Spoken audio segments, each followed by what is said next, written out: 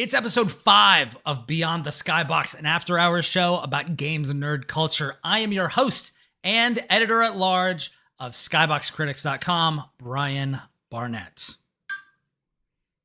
And it's me, it's the MGE, managing editor, Lucas White. Hell yeah. It's just the two of us this time. Yep. Just the cozy boys. We lost Will again. We lost Will yet again. No Chris here this week. And we have a really cool guest coming up next week, but that is not this episode. So this is going to be a very, I mean, I won't say subdued because you and I can get kind of wild anyway, but I guess slightly less raucous than usual. There you go. But that means we can get a little bit more in depth with some of the stuff that we talk about this week. So let's crack on, as they say, in the whatever the opposite of the colonies is. What did they call England in the colonies before the revolution? I guess, Germany is like the fatherland, Russia is the motherland, something like that. I don't know if anybody called England anything, like if they had like a special name like that for it. They called the United States the colonies. I don't have that knowledge. Yeah, that's a shame. Sad to say, yeah. No one knows. No one knows, and no one ever will know. So history's lost secrets. It's crazy. This is one of the questions that is best left to aged sages and the like. So, anyways, Lucas, what are we going to talk about this week? I know I've got some stuff to talk about. What do you got that you want to? That's really just burning a hole in your pocket. You know what I mean? Yeah. This game's it's been a weird couple of weeks for me in terms of being on top of new stuff. Mostly been catching up on old stuff and playing like Switch 2 ports and things like that. But I guess over the weekend I rolled credits on something a little weird. Okay. Weird. I played Mind's Eye for work. Ooh, I've heard good things about this. Are you sure? Wait, hold on. I may have heard interesting things about this. Oh, wait. No. I think this is the thing that was, no. Yeah. Not good things. This was the thing that was a disaster that everybody was like, I have to see this. Okay, gotcha. Yeah. I'm back on. This is like, God, what was that? Like the open world, like zombie game and like crafting MMO that came out a while back where like people were playing it for a little bit, just like in spite of how awful and unfinished it was. Like Donkey played it on and some other like made content about it. That sounds really familiar. Hold on. I'll dig into that while you're talking about this. Okay. Where do I start with this game? It's weird because, like, I remember I was getting kind of like press releases for it for my news writing gig, and it was the press releases had this weird cadence to them that made it really hard to like understand what exactly it was. And it was kind of quiet outside of those press releases. So it was like a very like what is this kind of vibe, at least for me.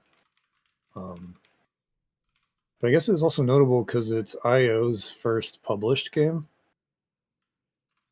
Well, that's not great. yeah, no kidding.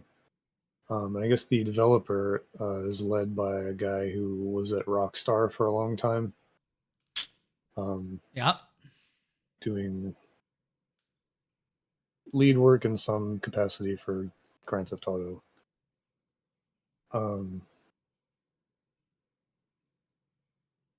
So it was really hard to tell, like, if there was like chatter or hype or what anyone expected about it.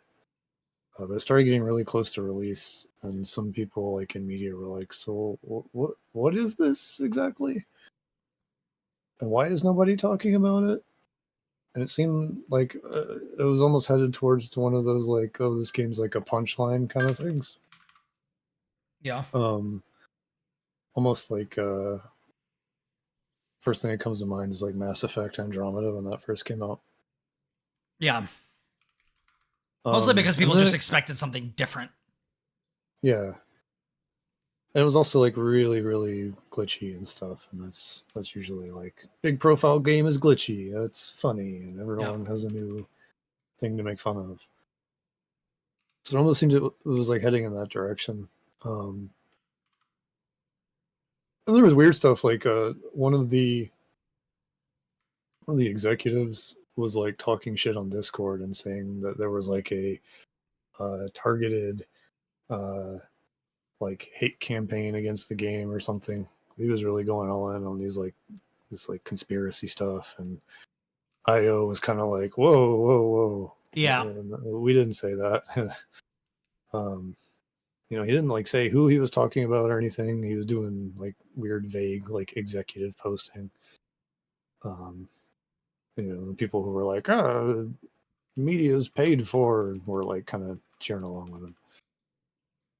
Then it came out and like it just kind of was out, and there was some other weird stuff like branded stream campaigns were like getting canceled on day one.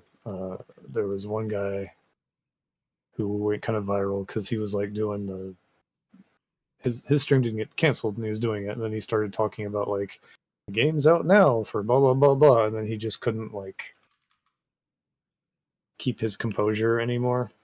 In the way that there's like this weird kind of politeness that kind of comes with sponsored streams, even when the game is obviously not very good. The man corpse, he couldn't make it. Yeah. But after that, it was like pretty quiet. It was like, oh yeah, the game's glitchy and it's not very good, and people are asking for refunds, and PlayStation's giving them. So it was like, oh, they don't usually do that, and they were doing it for Cyberpunk, but Yeah. still kind of quiet. Like the CEO of the company made some comments about sabotage also. There was like weird drama that was like not super loud, but it was there. And then I ended up getting the opportunity to review it for Shack News. That will go up probably tomorrow. But I was expecting like a disaster, you know what I mean? Like something I was gonna like be laughing at, and oh, it's so silly because it's so bad, and blah blah blah. It was really just like bad and boring. Um, in like weird ways where it's like almost confusing how this exists as like a game that kind of looks like it's AAA adjacent. It's got like the whole structure is like you have to go to the next point for the story, so you have to get into a car that's your designated car and drive to it, right? It's not really an open world. It looks like an open world, but you can't like go out of bounds or you'll fail the mission and have to reload. You can't go off and like, I don't know, steal other cars or whatever. You can like run over people on the way, but the game won't acknowledge that you did anything, right? Um, so it's almost like masked loading screens or something, like in an elevator, Mass Effect, or whatever. But it's like fake open world driving sequences, but world is technically there and open. It's just you get punished for trying to deviate. So it's that, and then it's like a third person shooter, but all you can do is like point the gun and shoot the gun and snap to cover. So like you can't hip fire. There's no like dodge rolling. Most weapons don't have alt fire. It's just very like Bare that's it. bones. Yeah, So it almost has this energy of like a bargain bin game, from like the PS2 era or whatever. Like a lot of people say, "Oh, this is a PS2 game." That means a lot of different things depending on the context. And this is like, I can't think of a game off the top of my head to like, compare it to, but it's just like, I don't know, like if Dead to Rights wasn't any fun to play or something like that, or like, yeah, I can't think of anything, but just like some generic brainless shooter game that would be on the Xbox or the PS2 that nobody cared about. It kind of has that energy. Weird. Yeah. It's been a while since we got one of those. Yeah. Well, the game I was thinking about before was The Day Before. Okay. That sounds familiar.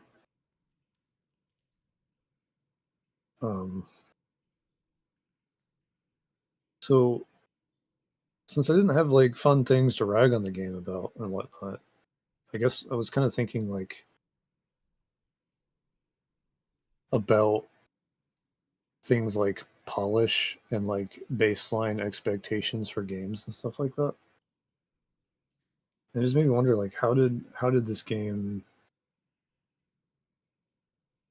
get so far? How did it get greenlit as like the first game a company like IO, which is like on top of the world in terms of like goodwill and stuff, right? How does this the game? They're like, yeah, let's do this. Like, does this guy from Rockstar just kind of like, I'm the Rockstar guy, I'm making a video game, or is it just like a bunch of things just go really wrong after all the contracts are signed or whatever? It had me thinking about like review scale drama and how IGN was like, every game's a 7 because like video games are pretty good now. Yeah. You know what I mean? So it's like, of course, everything's almost always going to be a 7, even if it's not very good, because like there's still like a fairly consistent level of like polish. Even like a mediocre game will probably look nice and have like a story that makes sense. Yeah, Unreal 5 makes most games look real good. And there's tools like Unity that kind of open up and democratize like common functions. Also, there's like a social understanding of like what is acceptable to the consumer. And if you dip beneath that, your shit needs to be like real fun. So like Duck Game looks awful. And in my opinion, I think Slay the Spire doesn't look great, and it doesn't sound great either, but the gameplay is like gas, Yeah. So like people are like something going. People are there for it, Yeah. Like you have to have some meat on the bone. And if it's not going to visually pop, like people will accept a shallow game if it pops visually, like look at what is it? Order 1886. Beautiful game. Kind of half a game, decent, but kind of like Diet Gears of War in like a vampire world. But like it was beautiful and people didn't really have that much to do on their PS4s yet. So sure, why not? And then something that looks like shit, but that's mad fun, for people like Minecraft or whatever, Not to say Minecraft like looks terrible. It's like, it's an aesthetic, but you know what I mean? Yeah. And usually when there's like a bad game, like people are like, oh, this is a bad game. It's like, it's like bombastically bad. Like something is clearly horribly wrong here. Yeah.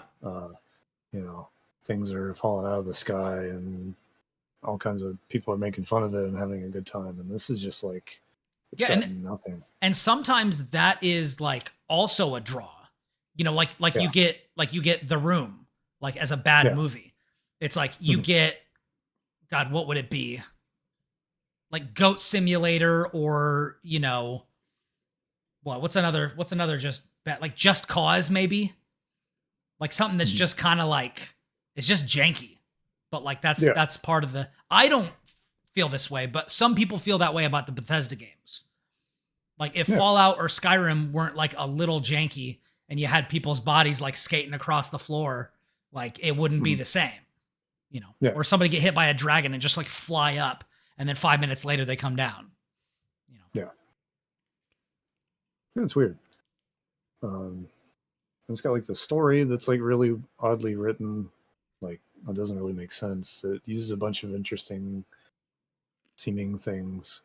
Like the premise is kind of cool because it's like it's kind of set in like an alternate Vegas where like if like Tesla kind of took it over. So there's this big like tech conglomerate that basically like runs the city. where we're gonna be in like 5 years. Yeah, it's got this like really plausible near future kind of thing going on for it. Yeah. And there's a character that's like, okay, that's supposed to be Elon Musk. And he's like an important part of the story, but he doesn't like change or really impact anything. So it's not really like a commentary. It's just like, here's our Elon Musk guy being weird. And Just because you'd expect him, not because we have anything to say about him or whatever. Yeah. And there's like a weird scene where it's like, we need to get this rocket launched, but the local politician's in the way. And if you help me launch this rocket, I'll give you information. And they launch the rocket. Everyone's like, oh my God, we will launch the rocket. This is such a great moment for humanity. And it's kind of vague about it. And then you get your information and you go on. And then later on, it's like, oh, we need to track something. And because you launched the rocket earlier, we can sneak a satellite up there.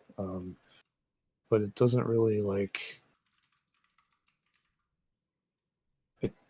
it's like, well, why are we celebrating the rocket?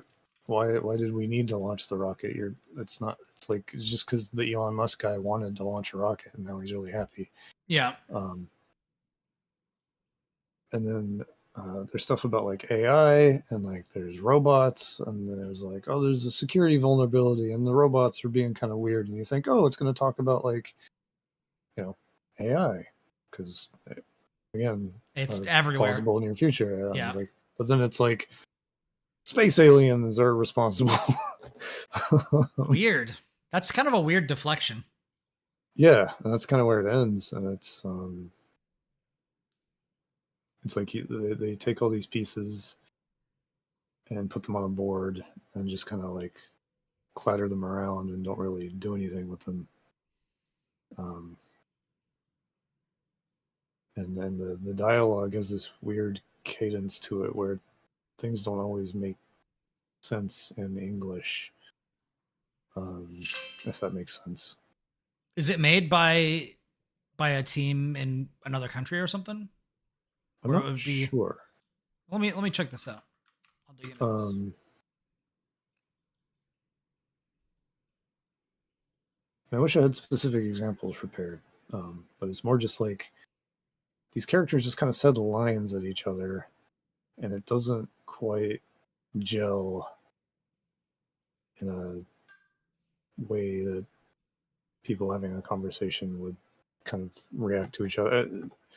It's weird stuff like that where it just kind of feels like it's just spitting things out, and doesn't have any ideas beyond like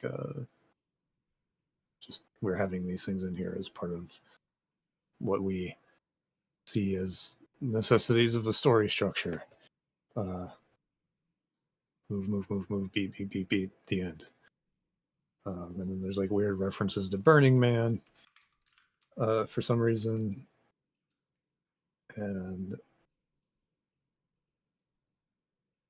it almost felt like somebody who isn't a writer and is more likely like some kind of tech background leadership type figure was like, oh, I could write a video game.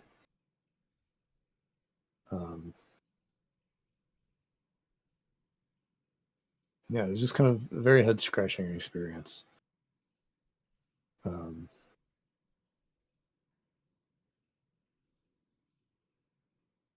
I believe Geo over at Digital Trends at the time, he reviewed it and called it like raw meat,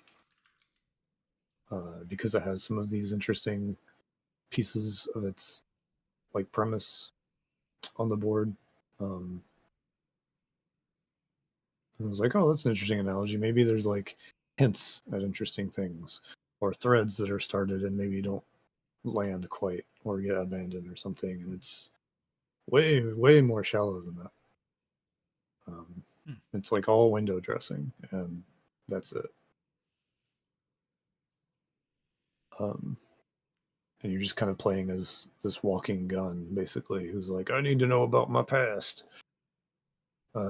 And everyone's like, if you shoot these guys, we'll tell you more about your past. And he's like, okay, let's go. I'll shoot these people.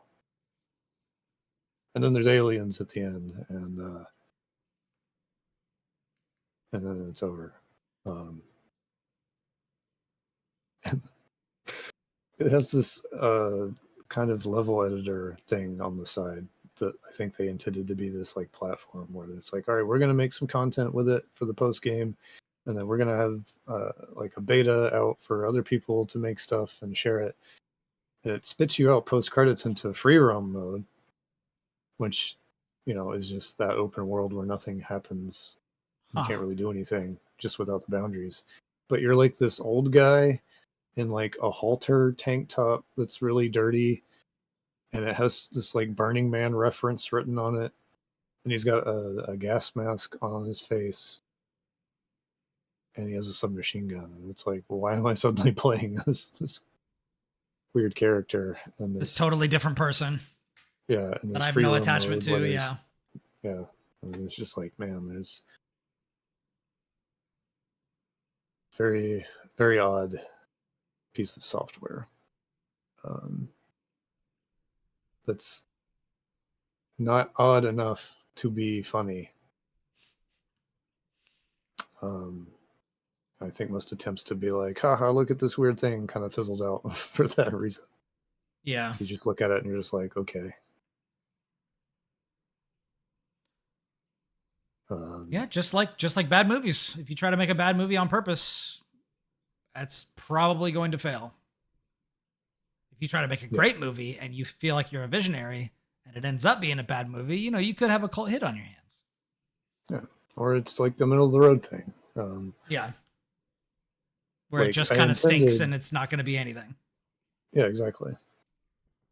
I kind of intended, like, when I was going in and playing for a while, I completely abandoned it when I actually went to writing the review because just the like wind was completely out of my sails. But I was going to talk about like direct to DVD, like action movies. Like I like Jean-Claude Van Damme a lot, and he's got kind of this range of movies. Yeah, where it's like, here's where he was like a cool martial arts guy. Here's where he was doing a lot of cocaine. Yeah. And doing stuff with Dennis Rodman. Oh, what's the one where they're doing like a fight competition in the mountains? Oh my god. Is that The Quest? No. No, The Quest is good though. I'm of course you would know about The Quest. I used to have that on VHS, and like the cover for that is like light blue and it's like freaky because the thing's coming up from the swamp. Oh man, The Quest. Dude, I love JCVD, man. Quest. Then you have like, so you have this like cocaine era, and then you have like post cocaine, and then you have like his sort of resurgence that's elevated but not quite elevated enough to escape direct to DVD, but still pretty good stuff. And so there's like the space kind of in the middle where it's like, okay, you're just pumping stuff out or whatever. And it's like, this almost feels like that, but 10 hours long instead of like an hour and a half. And then it's just like no fun to sit through when nothing interesting at all is happening on either side of the spectrum. Wild. Yeah.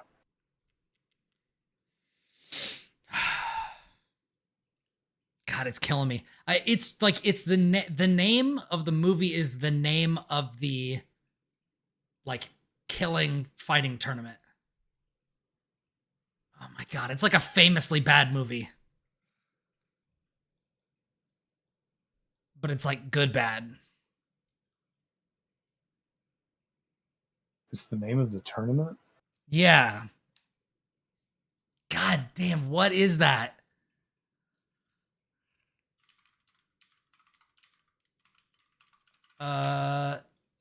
Death tournament movie. No, not Bloodsport. I was like, Bloodsport's dope. Yeah. That's like the high point. Yeah. Bad movie fighting tournament. 10 worst. God, what is it? No, it's not that. It's not that. It's not that. It's not that. No, it's not that. It's not that. It's not that. Man. It's gonna destroy me that I can't remember that. Basically, it was like a tournament. They're trying to rescue somebody. And they have to enter into this like no holds barred, like MMA, but from like many years before MMA was a thing. Like just like tournament to the death, like in these mountains or whatever. God, I can't remember it. Anyways, let's move on. Talk about some other stuff.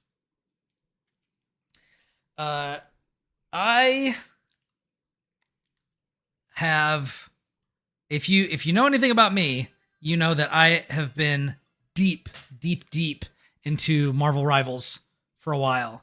In fact, I got a piece that's going to be going up very soon this week about that very topic. But I wanted to say I have reached a milestone. I have unlocked every achievement in Marvel Rivals, which is saying something because some of these are real annoying to get. So that's been fun. I've been doing ranked stuff in there. I'm really excited because season 3 is about to come out. Jean Grey, aka the Phoenix, is going to be added. It's going to be sick. Then they're going to add Blade, which is going to make a lot of people happy because we're not getting the freaking Mahershala Ali movie anymore. So or the other game. Or the other game, yeah. So you can at least in 1 month's time, you can at least play as Blade in Marvel Rivals, which is an excellent game. But yeah, so I've been doing that. But when I'm not doing that, I have been taking care of my almost 2-month-old daughter. And so I solicited some recommendations for games that I can play with like one hand with a mouse or something like that, because my daughter really loves being held and she's not really interested in being put down. So I've been just holding her like over one shoulder, and then like I'll have my mouse and my Steam Deck set up on the couch or something. And I've been playing a lot of Slay the Spire, which is a very good game. Surprising nobody. Did they Slay the Spire 2 came out, or are they still working on it? I think that's still just in development. Okay. It was confirmed. I don't think it ever came out in like early access or whatever yet. Okay. I guess it's supposed to come out this year. Okay.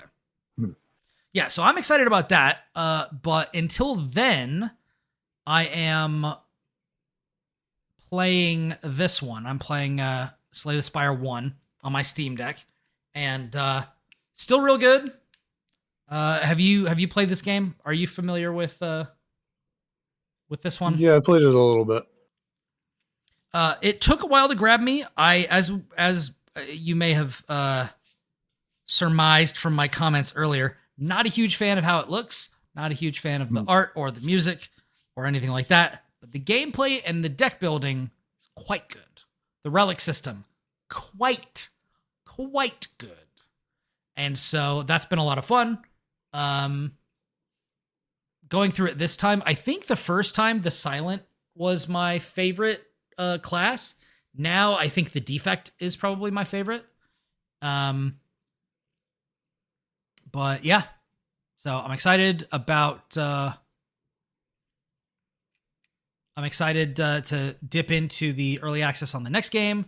But in the meantime, if you've got recommendations, I have already gotten every achievement in Balatro and spent many hundreds of hours in that game. So I'm looking for other stuff like that I can kind of play while I'm just holding my kid and vibing and just making sure that my 5-year-old doesn't get into just absolute shenanigans and burn the house down.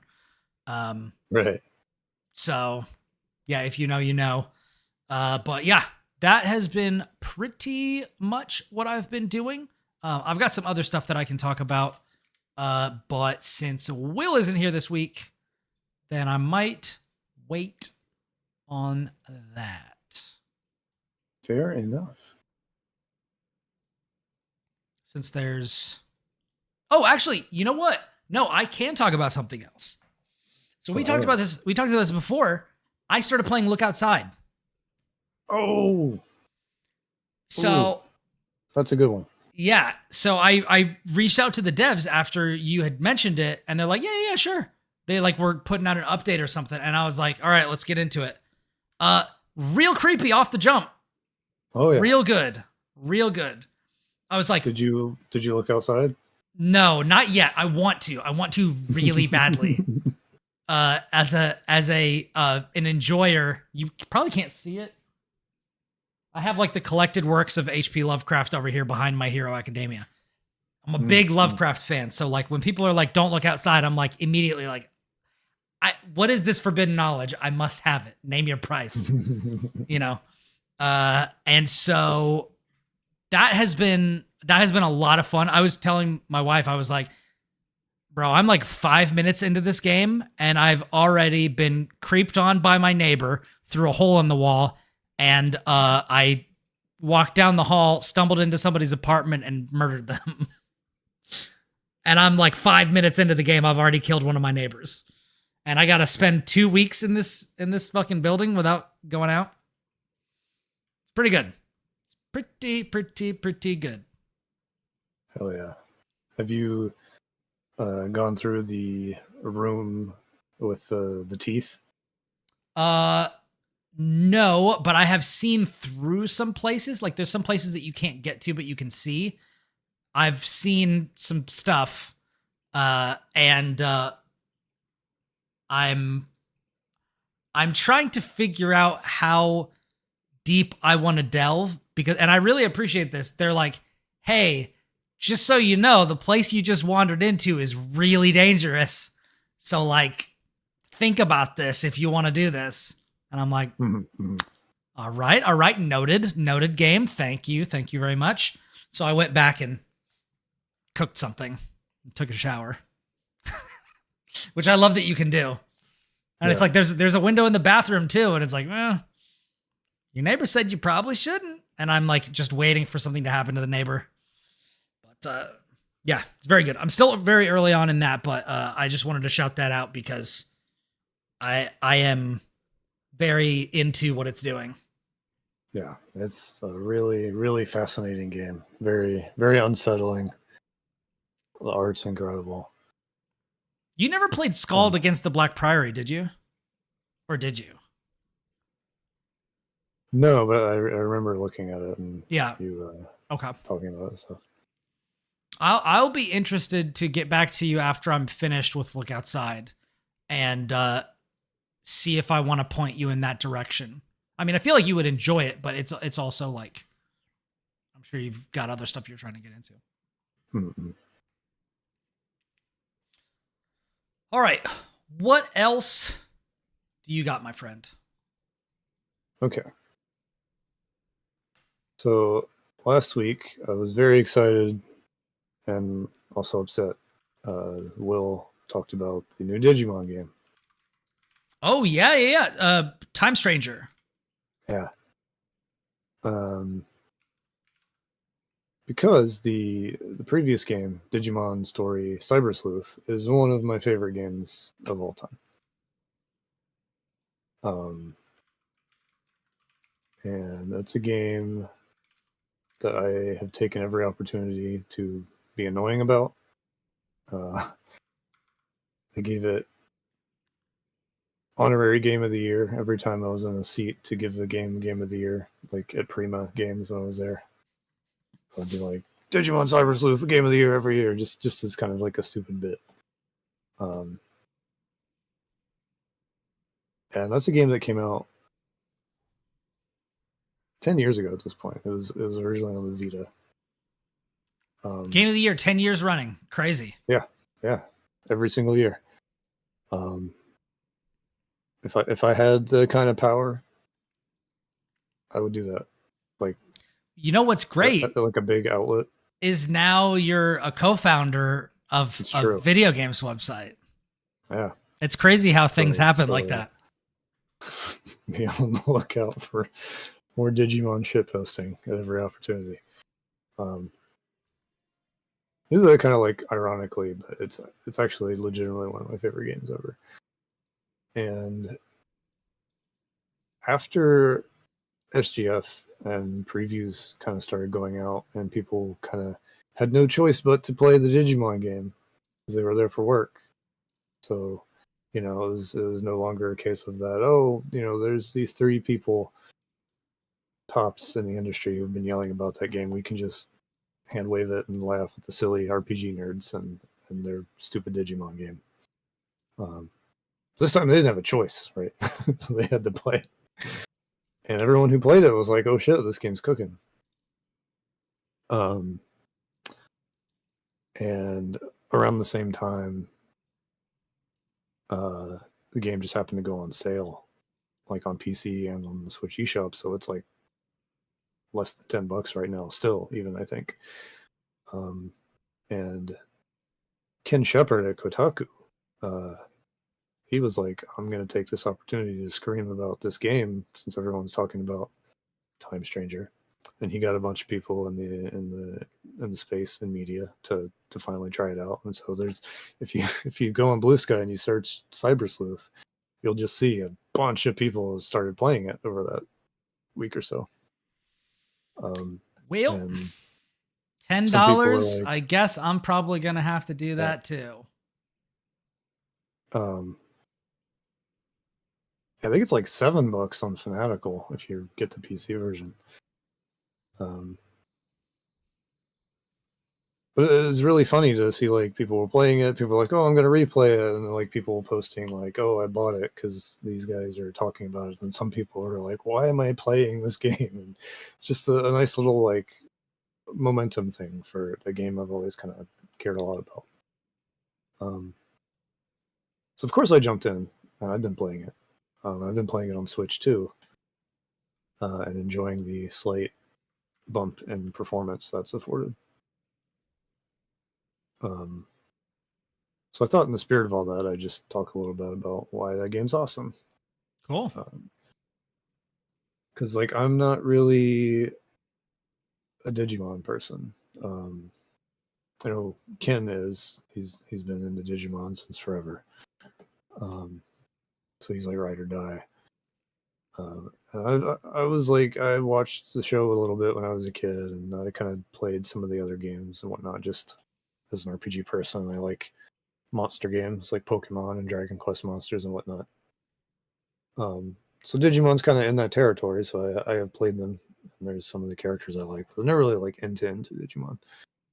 This game is so good at everything it does, almost everything, that it's like it doesn't even matter that it's like Digimon, or like you don't need to be into Digimon, I think, to have a really good time with this game. And I think that's kind of what's also happening with Time Stranger, with the added benefit of it being like 10 years later and it having more of a budget.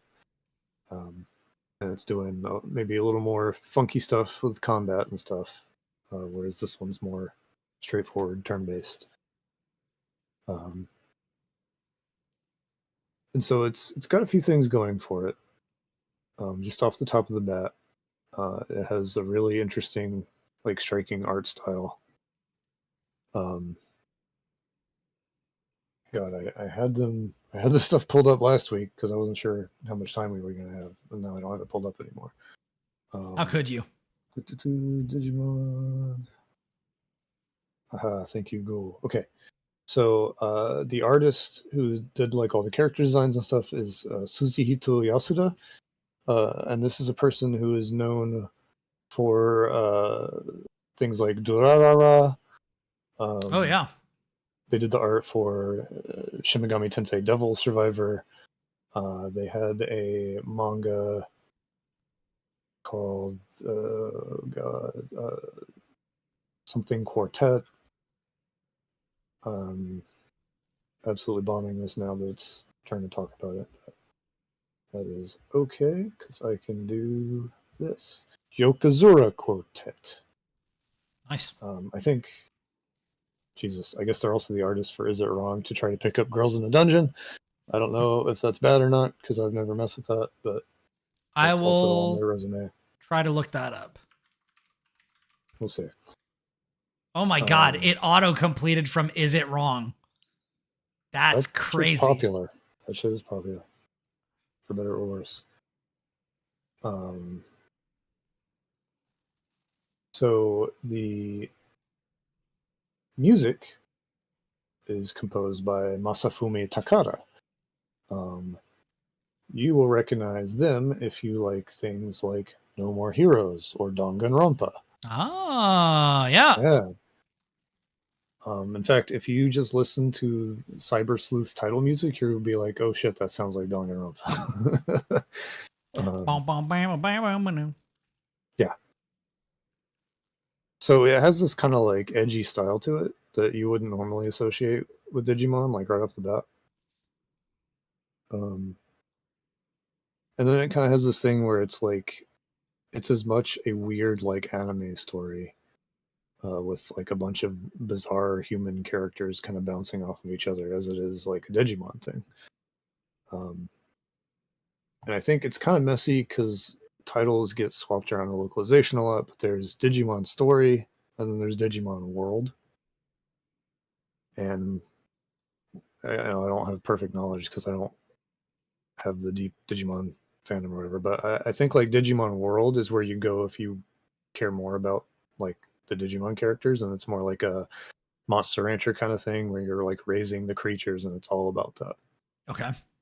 Whereas Digimon Story, it's like the Digimon are here, but we're telling a story about other things. And that's kind of what this is doing, where it's like there's this virtual reality kind of thing. It's almost like Dot Hack, where it's like everyone likes to hang out in the virtual reality thing, but something bad is happening and people are in comas. Oh no. Yeah, never heard that one before. Yeah, Dot Hack or God, what Kirito series? Sword Art Online. Yeah. But then here it's like there's a hacking epidemic kind of happening in this virtual space where like corporations do business and blah blah blah. But all the people doing hacking are like starting to use this program it's called the Digimon program or whatever. And so it's like people are hacking via Pokemon battles, basically. It's very silly. Weird. But the story really like goes some places and it's really like weird and kind of off kilter. It just kind of has these like vibes of like all the characters are kind of over the top and they're so weird they're even weirding each other out and making each other uncomfortable with their kind of idiosyncrasies. So it's not like the usual like tropey RPG that looks like anime, which I think probably is one of the reasons a lot of people pass the game over in the first place. So how's that going for it? I love anime stuff, but it's definitely a turn off to some for sure. Yeah. And I think this kind of does some of that, but also kind of has its own kind of energy to it that really helps kind of make it interesting beyond just like, I'm collecting monsters. But then the actual monster collecting part is like absurdly intricate. It's like, what if Pokemon was for sickos? In like a really complimentary way. Yeah, I'm very here for that. Yeah. Which is why like when I heard kind of the conversation surrounding the sort of stuff that you can do in there and kind of having a little bit more freedom, I'm just like, I've been very disappointed with the lack of both innovation and standards of polish in recent Pokemon games. So I would love to be able to get that that fix from somebody else that is actually like, because there's the whole thing of like, once you have kind of a monopoly on the space, you can just kind of coast on reputation and people will just kind of accept what you give them, even if it's not very good. Meanwhile, someone else out there is like killing themselves, working so hard to make something exceptional to try to stand out. And they just don't get the oxygen because the market capital is already owned. Yeah. And people so will be like, "Oh, I wish Pokemon was better," or "I wish there was a good alternative to Pokemon," and then you're like, "It's right here. it's right here the whole time." Like, and people just go, "Huh?" it's that meme, but like Digimon standing in the corner, like nobody actually knows that I'm the better Pokemon. Like I'm the real one. Yeah, exactly. So just to like get into it, because I really love how the systems work, and I'll try not to get too bogged down, but I might anyway by accident. We'll see. So in Pokemon, you have like, here's Charmander, and Charmander evolves into Charmeleon at level 15 or whatever, and then at level 30 something, it's Charizard, and that is always how that goes, right? Like the Pokemon have their lines and everything's kind of set in stone and stuff. And if you know Digimon from like the cartoons, you probably think it's pretty similar because you have like Agumon, and Agumon in the show turns into Greymon, and so on and so on and forth. But then you get into this game, and it takes the concept of evolution very, I don't know about seriously, but it really thinks about it. So what happens is Digimon, an individual Digimon doesn't just have an evolutionary path, it has outcomes. So your little Agumon guy can actually turn into one of like 5+ monsters depending on what like its stats are. So basically, every Pokemon is like, or every Digimon is like Eevee. Kinda, yeah. Okay. I fuck with that. But then like the DNA trees are massive. Because it's like every step is like that. And you get to see when you go to Digivolve, because you can manually activate the evolution. It's not like Pokemon where it's like, oh, dude wants to evolve. Do you want to let him do it or not? It's like you have control over this. And it will show you like, here are XYZ possibilities. And if you haven't seen the Digimon before, it'll be completely grayed out. But it'll be like, here's what stats you need. And each one will be different. And some of them it'll just be like your attack or defense or whatever, but one of them might be like, here's ABI. You're like, what's ABI? You figure that out later. Or here's one that's like, oh, you actually have to spend time with it in battle for it to like you more, for it to evolve to this. Now that's usually tied to like the cartoon one. So it's like, oh, if you actually want Agumon to Greymon, you gotta like go that route. Gotcha. So you do that, and it evolves, and then it'll be like, okay, now it can turn into these possible things. But you might notice that if you're just doing that, you can't hit those like numbers, or you can't hit those level requirements anymore, because it's like, oh wait, my guy, his max level, it says like 30 something. That's weird. I can't level up any higher than that. What's up with that? What's ABI? And it's like, oh, so not only can you digivolve forward, you can de-digivolve backwards. Weird. And you can go into their other possibilities. So there's like a starting point where there's like a little baby thing. So it's kind of like a Final Fantasy Tactics job system. Kind of, but like way more intricate. So it's like if you have your baby thing and you evolve that into the next step, and then that has a bunch of branches. So you go to the next thing, and not only can you go back to what you were before, but if certain requirements are met, you can like go back to other possibilities of what the thing you have now could have been, if that makes sense. Very weird. Yeah. And the whole time you're going around and moving back Is and that true forth, for every monster in your squad? Yes. And how many can you have?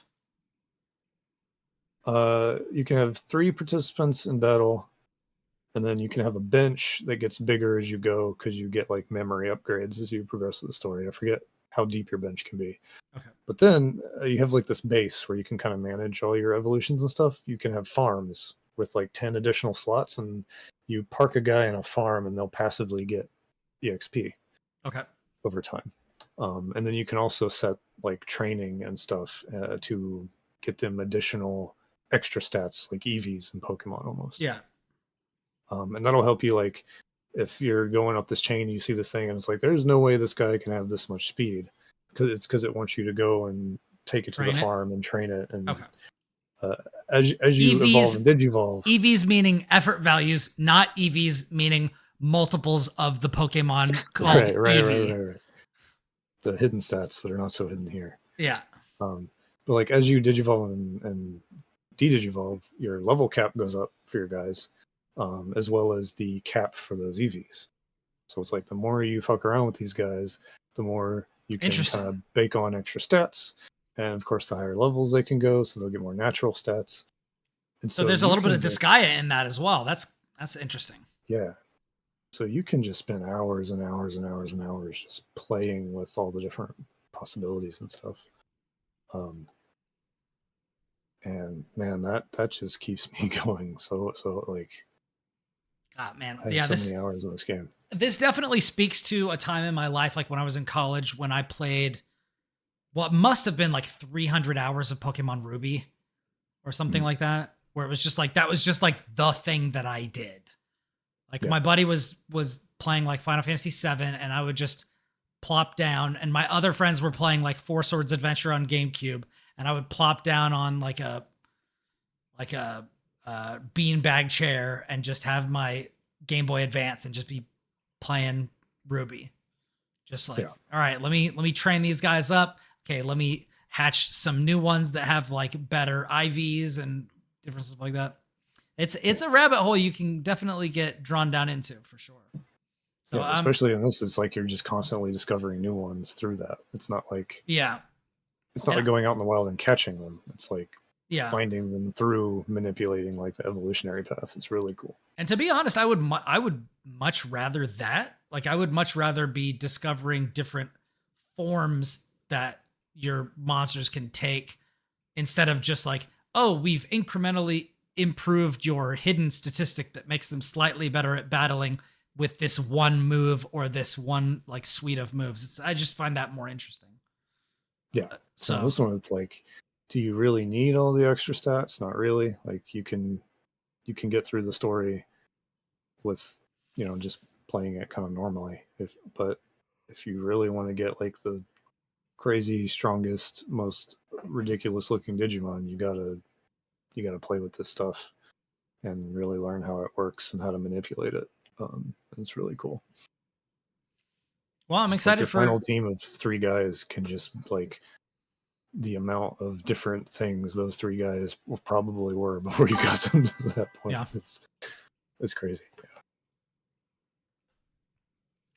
Oh, I also wanted to shout out that on last week's show, I didn't have the notifications going, but we did get follows from the Crossover Appeal and Pass Controller on Twitch.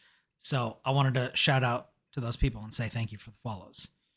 Yeah, and you can Pass Controller is great. Yeah, you can watch us on twitch.tv/Skybox Critics. Yeah. Just a little plug.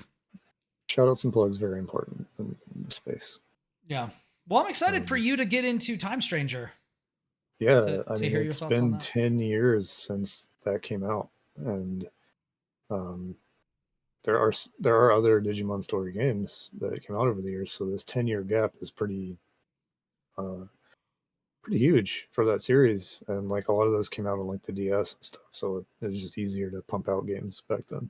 Yeah. But it seems like they're really giving it like the oomph This one was on the Vita, so like there's compromises and things that you kind of have to be prepared for.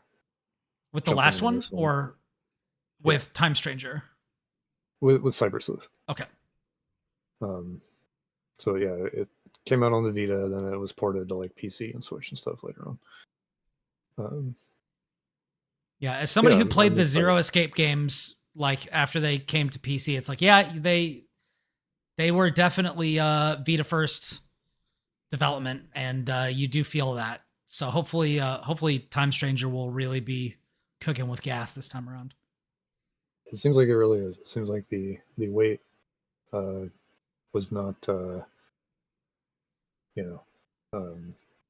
they weren't twiddling their thumbs during those 10 years. Exactly. Yeah. So I'm stoked. That's great. And maybe this will be my opportunity to jump into the Digimon series. That could be cool. Yeah. Or, $5 on the eShop right now, and you can play Cybersleuth. That's true, but then I gotta play on the eShop. I gotta do Steam. That's fair. Unfortunately, I looked on Fanatical and that sale is over. It was down to like $5 or something like that, but it is still 10. So I can still do that. And it's like the complete edition. Yeah. Yeah. So they did like a half sequel where it was like reused assets and stuff with like gameplay tweaks, and then they did like a story that kind of goes on in the background of the story of the first game. So it's both of those together. So kind of like a Fire Emblem Awakening Fire Emblem like Conquest, Birthright, and whatever the other one was. Yeah, kind of. Awakenings? Revelations? Yeah. Birthright, Conquest, and Revelations. That was a good one. I liked that one. That was only my second Fire Emblem game, and I got all 3 of those and played all of them. It was awesome. Okay. Anyways. Friendship ended with Fire Emblem Digimon, my new best friend, maybe? We'll see. Maybe. Time will tell. I don't have that much else to say. I was going to talk about 2 or potentially 3 more games, but I was going to talk about them with Will, and Will isn't here. So I guess we will wait on that until next time. Did you have anything else you wanted to do before we dip out on this one? It could be a short episode. Yeah. A lot of my stuff has been like catching up and playing a little bit of Switch 2 stuff here and there. Gosh, I guess I could kind of do a little shout out to Kinitsu-Gami, which I played a little bit of the other day. Was it the Path of the Goddess? Yeah, that was an interesting game. Played it on Switch 2 for Shack News just to kind of check it out. And it was my first kind of... I talked about the Bravely Default stuff before, like the mini games. But this was like my first, like, oh, here's the whole game, and it wants to use the mouse controls. So it was kind of interesting. That it's really cool how Nintendo has like an idea, and then it just works. That's kind of like the underlying theme of Nintendo stuff, at least since like the Switch, where it's like, oh, you put the thing in the dock and it's just on the TV and it just works. Yeah. And it's crazy. And then here it's like they made not Discord, but the whole thing is you plug your webcam in, and apparently it just works.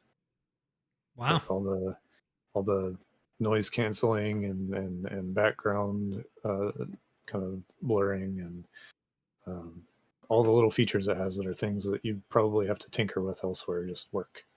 And here it's like you can just be playing it and then take the right Joy-Con and just rotate your wrist, and it's just a mouse. And the game picks up on it immediately. It's completely seamless. Nintendo really are toy makers. Yeah. That's great. And for a game like this, I don't know if you're super familiar with it or if you've played it or anything. No, I mean, I know that it's something like a tower defense or like an ActRaiser like or something like that, where it's like the game is split into two halves. Is that right? Yeah, ActRaiser is actually a really good comparison. Okay. So it's like a third person ActRaiser, where it's like you're in a space and you have like a limited time to kind of run around the space and collect some resources and plant some units or whatever and assign their roles. And you have to like tell the magic lady to run up onto the evil portal.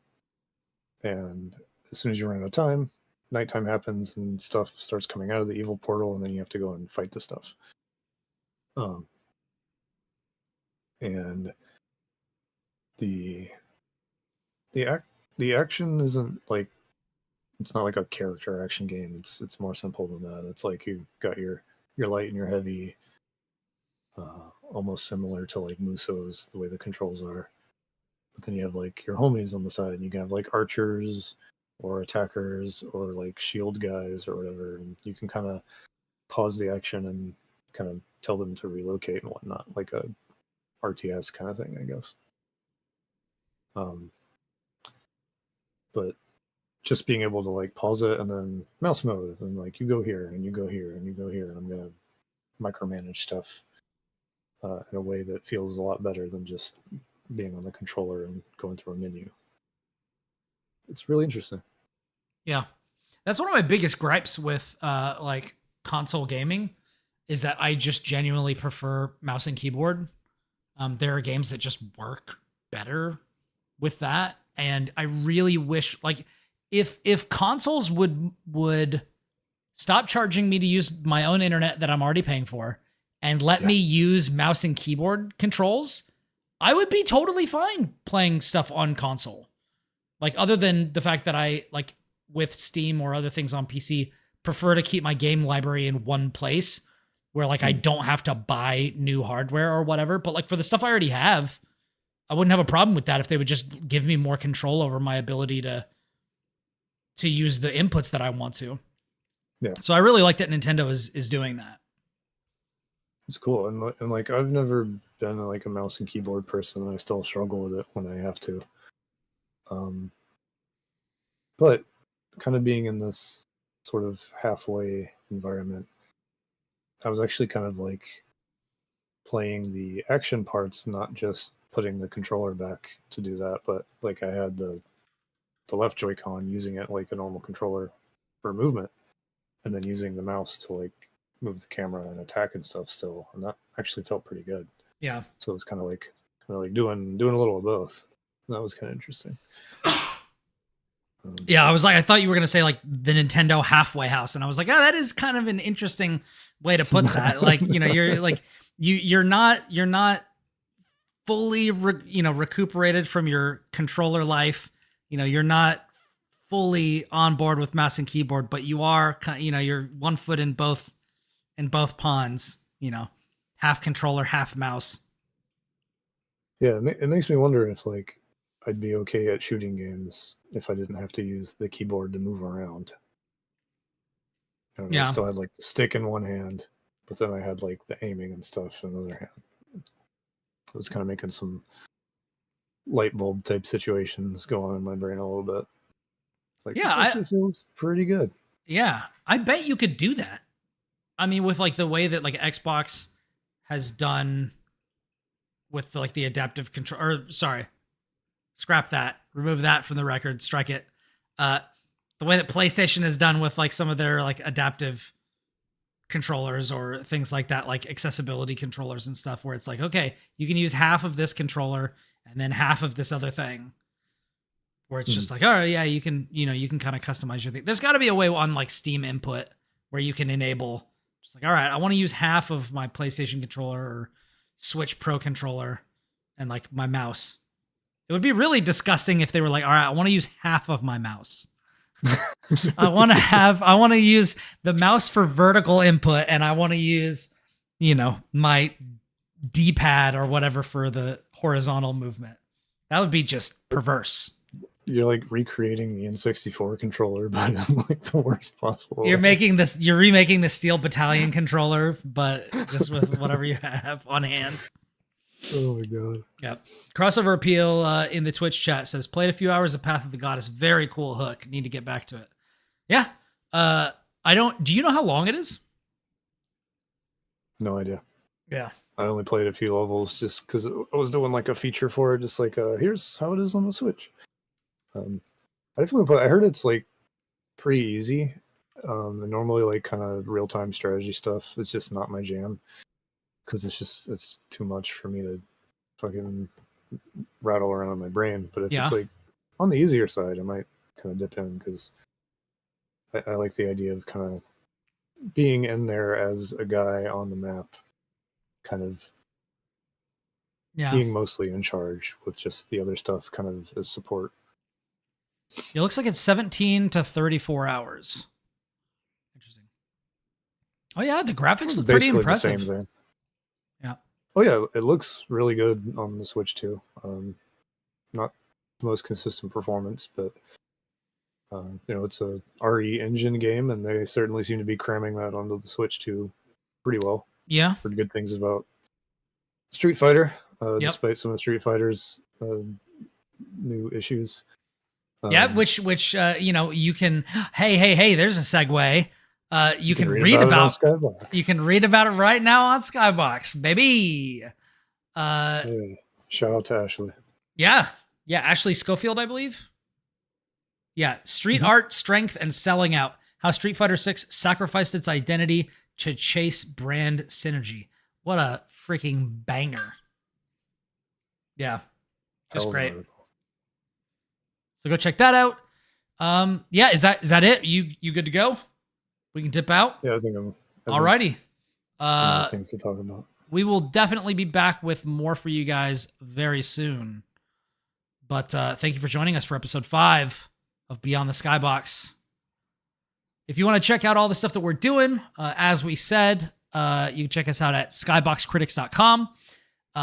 If you like the show, please leave a review or tell someone about it. Those are ways that you can, at no cost to yourself, help us out, help us reach more people, help more people hear about what we're doing here at Skybox.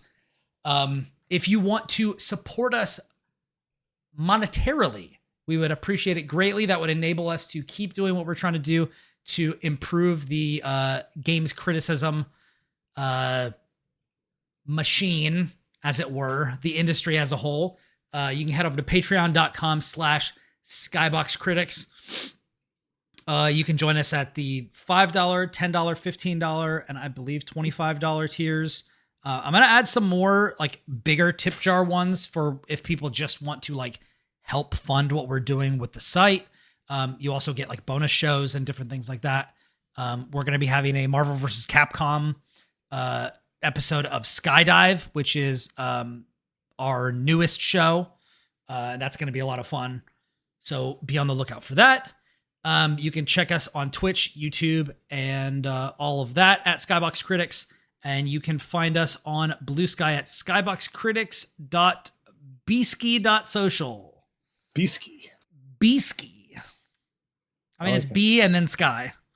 But, it's more fun to say Beeskee. Yeah. You can find me at Brian Barnett on Blue Sky, BrianBarnett. I'm also on Backlogged there, where I log the stuff that I'm getting into. I have a column coming out about Marvel Rivals, which is basically, I was originally going to write a Rivals review for Skybox, but since it's not like the initial release, it's instead like we're about to enter season 3. We had kind of a discussion and it just became part of my column. But look out for that. And yeah, if you want to play games, hit me up on Blue Sky. Yeah, join us to help turn this industry into a more positive place one day at a time. We can't do it without your help. Lucas, where can everybody find you? You can find me on Blue Sky or Beeskee at Hokuto Lucas.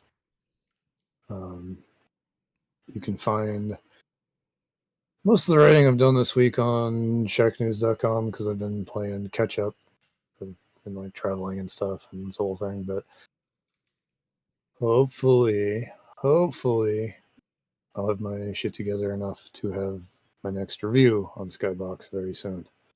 Very nice. Very nice. I've not done that since the site launched. So. It's been a lot of work. I'm also going to be doing stuff on the site like soon to like revamp some stuff. It's a lot of work, and there's basically only 3 people to do it, so it's kind of insane. We're doing our best to figure it out. Yeah, we're doing our best to serve you better, as they say. No shirt, no suit, no shoes, no problem. We're all naked over here. Anyways, for everybody here at Skybox, we hope you have a wonderful week. Stay safe out there. Until next time, we are out. Goodbye.